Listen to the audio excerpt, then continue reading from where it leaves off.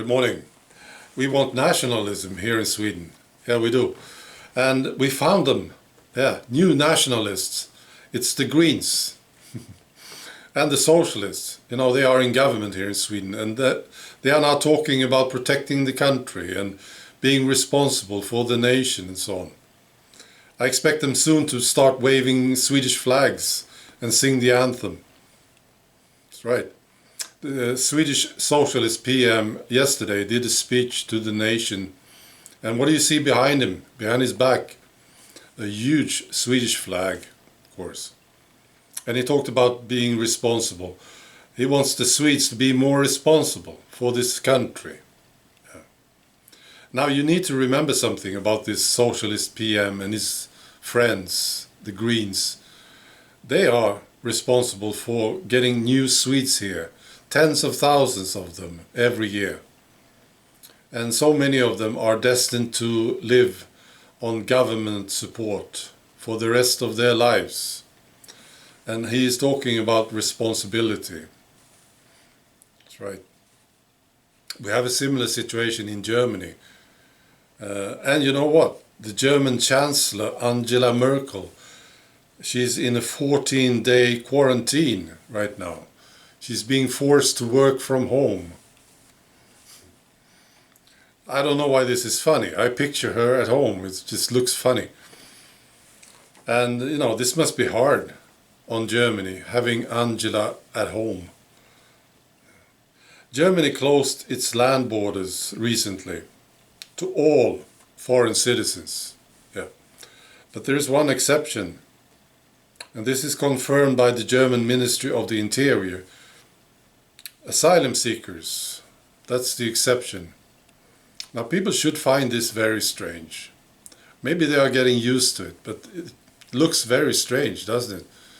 Now you close the borders to all foreign citizens, but not to the asylum seekers. I mean, people should know by now that these people coming to Germany, they travel long distances. They travel through countries where they are really safe. And people should know it, that most of these people are not refugees. They are not running away from anything. They just want a better life. They should know it. So why is the German government opening the borders to them and not to the others? People should find this strange.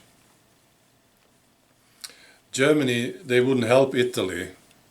Now, Italy is in a crisis right now, and they asked for help, and they didn't get it from Germany. They didn't get it from the EU. And when you're in a crisis, you will find out who your real friends are. So now you know, Italy, you will not find any friends in Brussels. But Russia, they did send help. It's quite impressive. They send 9 military transport aircrafts with personnel and medical equipment. All right. I also want to tell you about a channel. Somebody told me about it. I checked it out. It's a very, very good channel. It's called Cross the Rubicon. It's a New Zealand guy. And he speaks from his heart. He's usually quite angry. Yeah. Short videos, usually. Very sane guy. I like it very much, so I will post the link below the video so you can check it out if you want. You know, I haven't been talking about New Zealand much, but they have this terrible, terrible government right now. Yeah, it's really awful. Reminds me a little of the Trudeau government in Canada. Really awful. And they have this female feminist PM. Yeah, it's really bad. All right, so Cross the Rubicon, great channel. I also want to tell you this. Yesterday we celebrated here at the farm because we have lived here for 1 year now.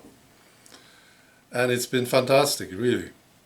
Now, when I moved here, when we moved here, I had some expectations, of course. But then after maybe 2 or 3 weeks, it sort of hit me, you know, the reality of it, of how it is to live like this, compared to living in the city. And you know, I had this very warm sensation in my body, and it's been with me ever since. Yeah, it's just fantastic. You know, I can tell you, yesterday we are growing vegetables, you see, and we have a problem with wild boars roaming this area. A lot of them, yeah. So we built a fence. Yeah, it was great. I never built a fence before. It was just a very good thing to do. I love doing it. So that's great living here. All right, that's all. Be good. Bye.